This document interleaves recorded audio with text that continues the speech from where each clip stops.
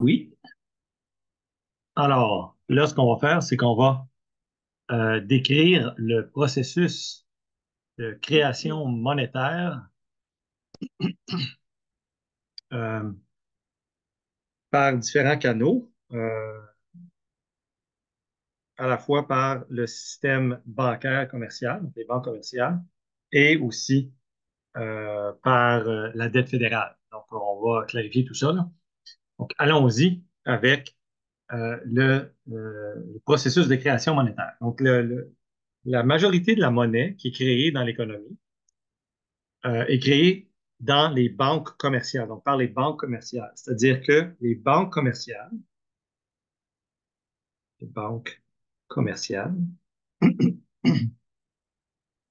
comme vous le savez, évidemment, créent du crédit, n'est-ce pas? Donc, du crédit aux ménages, donc aux individus et aux entreprises. Pour créer du crédit, contrairement à ce qu'on enseigne souvent dans les cours d'introduction, une banque commerciale n'a pas besoin d'avoir des fonds disponibles, si on veut.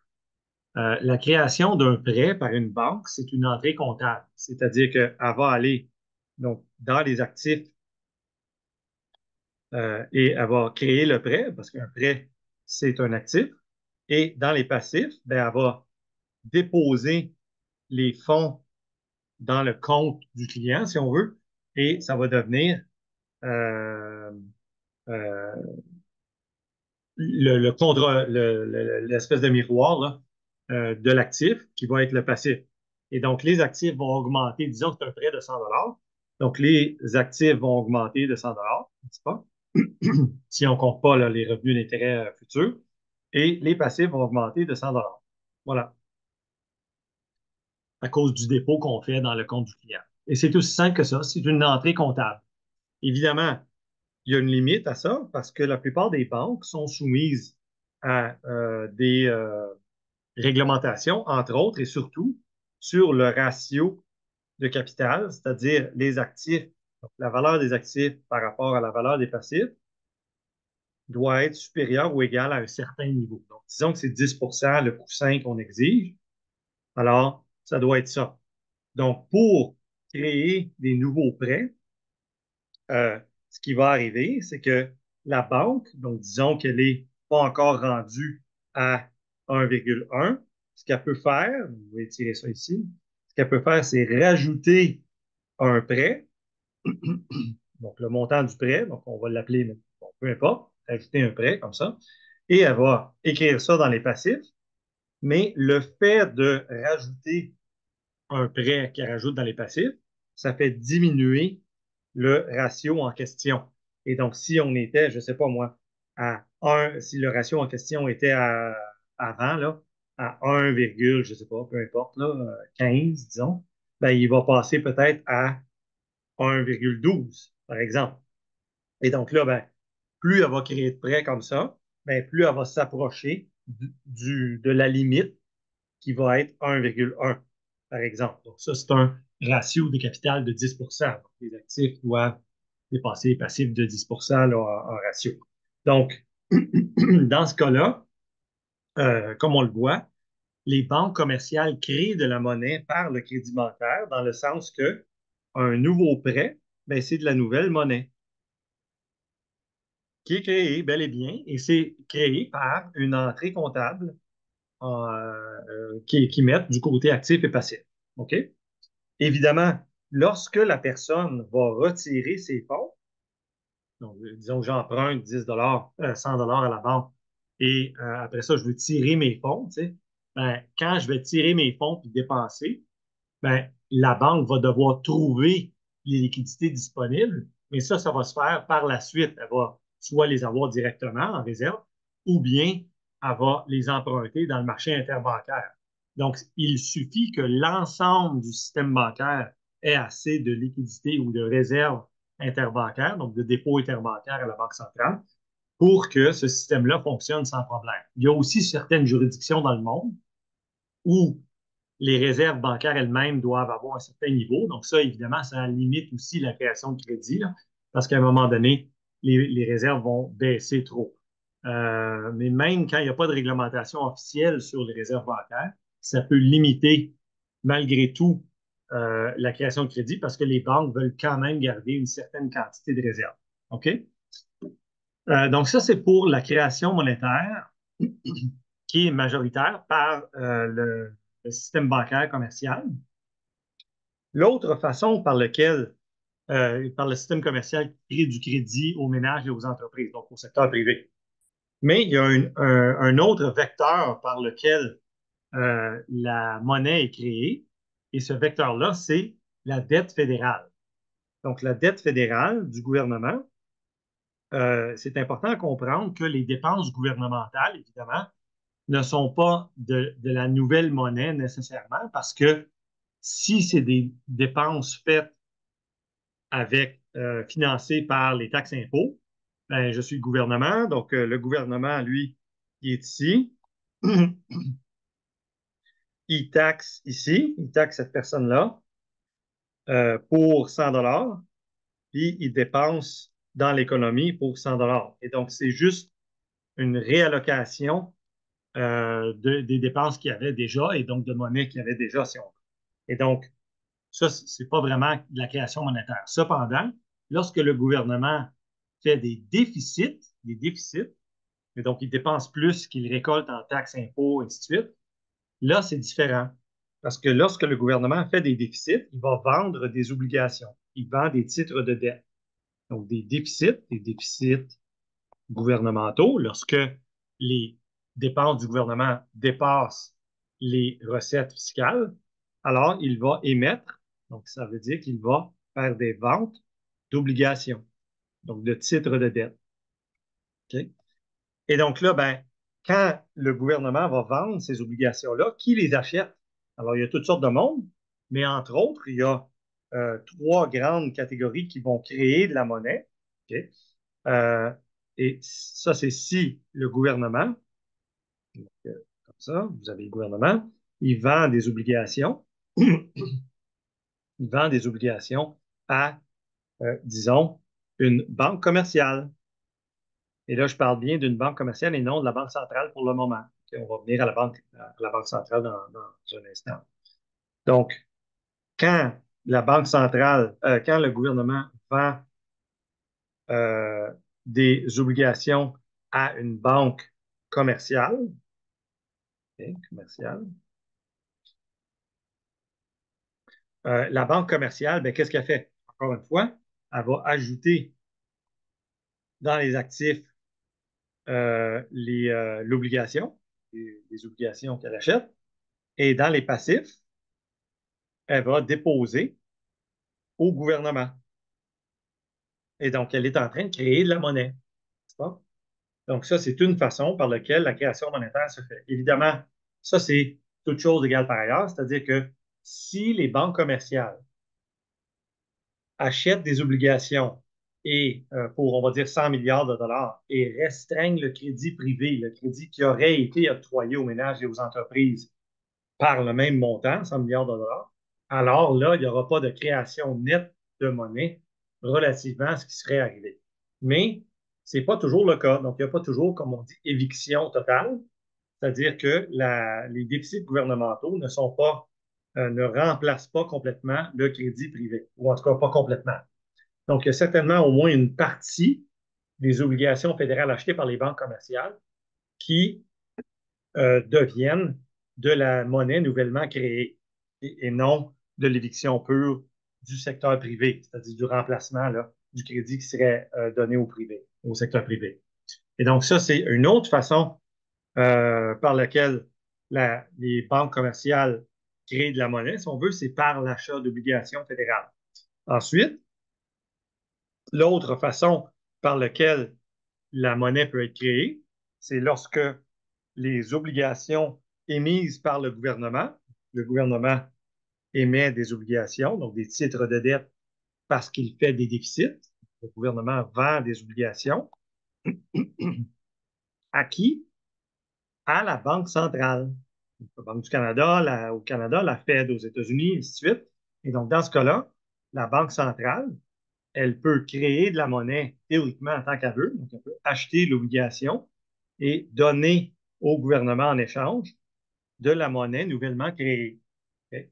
Et donc, tant qu'elle respecte l'inflation, qu'il n'y a pas trop d'inflation, donc au Canada, puis aux États-Unis, tout ça, c'est autour de 2 là, les cibles, un peu partout, euh, ben, elle peut faire ça. Et donc, ça crée de la monnaie, dans le sens que c'est pas de la monnaie qui existait avant, puis c'est une entrée comptable. Donc, la Banque centrale, elle tape sur son ordinateur, disons plus 100 milliards, elle achète 100 milliards d'obligations, et voilà, le gouvernement vient de rentrer dans ses poches 100 milliards de dollars qu'il peut dépenser. Donc, c'est de la monnaie nouvellement créée aussi. Donc, c'est un autre mécanisme par lequel la monnaie est créée. Il y a un autre mécanisme qui est moins puissant généralement, qui est surtout spécifique aux États-Unis, mais je vais quand même le mentionner. C'est lorsque le gouvernement vend des obligations sur le marché mondial. OK? Donc, les obligations sont vendues dans le marché mondial.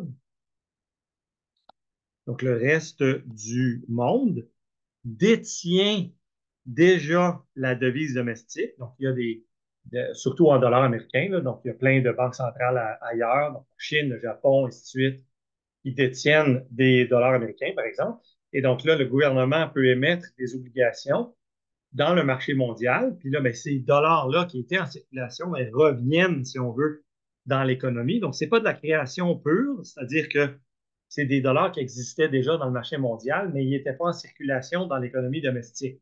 Donc, c'est pour ça que je le mentionne comme une espèce de cas spécial. Donc, ce n'est pas de la création nette de monnaie, mais c'est du retour, si on veut, de la monnaie qui était hors économie domestique vers l'économie domestique. Et donc, ça aussi, ça va comme un peu implicitement créer de la monnaie dans l'économie domestique, si on veut. OK? Et donc, on a, autrement dit, donc si on fait le tour, là, le crédit bancaire classique qui crée de la monnaie. Il y a les déficits gouvernementaux, donc les déficits gouvernementaux, c'est-à-dire lorsque le gouvernement dépense plus qu'il récolte en taxes et impôts. Et là, ben, le déficit gouvernemental, c'est les ventes d'obligations, okay, donc de titres de dette. Okay. Et ça, ben, ça peut être acheté par les banques commerciales, okay, les banques commerciales. Ça peut être acheté par la Banque centrale et ça peut être acheté par le reste du monde si, où ça va devenir inflationniste, si on veut, si c'était des dollars qui étaient déjà en circulation dans le monde, qui reviennent dans l'économie domestique. Donc, lui, ici, c'est un cas spécial. C'est pas de la création vraiment nette de monnaie, mais c'est de la création, c'est de la monnaie nouvelle qui revient dans l'économie domestique, si on veut. C'est pour ça que je le mentionne comme un cas spécial. Donc, c'est un peu comme ça que ça fonctionne, la création monétaire. Évidemment, il y a toute l'histoire des réserves fractionnaires et de la création monétaire, là, qui est une autre capsule là, qui est disponible. Mais je veux mentionner une chose, c'est que il n'est pas automatique que, donc, contrairement à la croyance populaire, ce n'est pas automatique que création monétaire soit égale à inflation. Cependant, et ça va être, il y a tellement à dire là-dessus que ça va être une autre capsule, mais même s'il y a création monétaire sans inflation, il y a quand même des conséquences. Et donc, on va couvrir ça dans une capsule à part, là. Mais c'est important de le mentionner parce que ce n'est pas automatiquement connecté les deux ensemble. Donc, voilà, mais au moins là, on comprend le processus de création monétaire dans son ensemble. Ça passe par le crédit bancaire et par la dette fédérale. Ce sont les deux mécanismes de création monétaire. Le plus gros de loin étant généralement, en situation ordinaire, là, la création de crédit bancaire. Maintenant, la monnaie, justement, lorsqu'elle est créée par le crédit bancaire, c'est que les banques, ben, elles ont des clients, puis ces clients-là demandent, donc il y a de la demande de crédit, de la demande de crédit. Ça, généralement, c'est, et donc c'est ce qu'on appelle du crédit qui est tiré. Donc, le secteur privé demande du crédit, puis c'est Donc, les banques répondent, si on veut, donc posent des prêts par les banques. Et donc, ça, c'est de la monnaie endogène.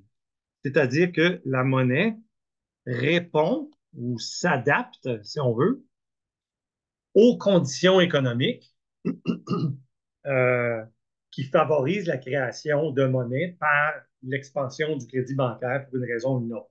OK? Évidemment, c'est favorisé généralement par le taux d'intérêt qui baisse et tout, mais ça va être quand même tiré par le secteur privé. Donc, ça, c'est la monnaie endogène. La monnaie exogène, donc la monnaie exogène, c'est poussé par les autorités fédérales dans l'économie, généralement, donc la monnaie créée de façon exogène, ce n'est pas tiré par le secteur privé, c'est plutôt poussé par le combo, donc la combinaison de la dette fédérale, donc des déficits, n'est-ce pas? Donc la dette fédérale qui augmente, chaque fois qu'il y a un déficit, la dette augmente, n'est-ce pas? Donc la dette fédérale combinée à quelque chose, soit les banques commerciales ou, et très certainement, surtout dans ce cas-là, lorsque c'est exogène, c'est surtout la Banque centrale qui va acheter la dette fédérale. Donc, la Banque centrale, elle va créer, euh, elle va créer de la monnaie. Donc, la Banque centrale, elle va créer de la monnaie et elle va acheter les obligations vendues par le gouvernement fédéral. Et ça augmente effectivement la monnaie en circulation de façon exogène, c'est-à-dire c'est comme forcé, c'est poussé par, euh, par le combo de la dette fédérale et de la Banque centrale. Évidemment, la Banque centrale peut faire des achats d'obligations sans que le gouvernement émette de nouvelles dettes fédérales. Donc, il achèterait de la dette fédérale dans le marché secondaire de la dette. Et ça ferait effectivement augmenter la monnaie en circulation dans les marchés financiers. Mais justement, ça, il y a une nuance à apporter, c'est que cette monnaie-là ne devient pas automatiquement inflationniste parce que pour qu'il y ait inflation, il faut que les dollars soient des dollars qui demandent des biens et services. En tout cas, pour que ce soit de l'inflation classique, on va dire, de biens et services. Après, il y a de l'inflation financière. Et tout ça, justement, l'inflation de biens et services, l'inflation financière, la dépréciation de la devise, tout ça, on va couvrir ça dans une autre capsule. OK? Mais ça ici, ça fait le tour du processus de création monétaire dans son ensemble. J'espère que maintenant, c'est plus clair. Voilà.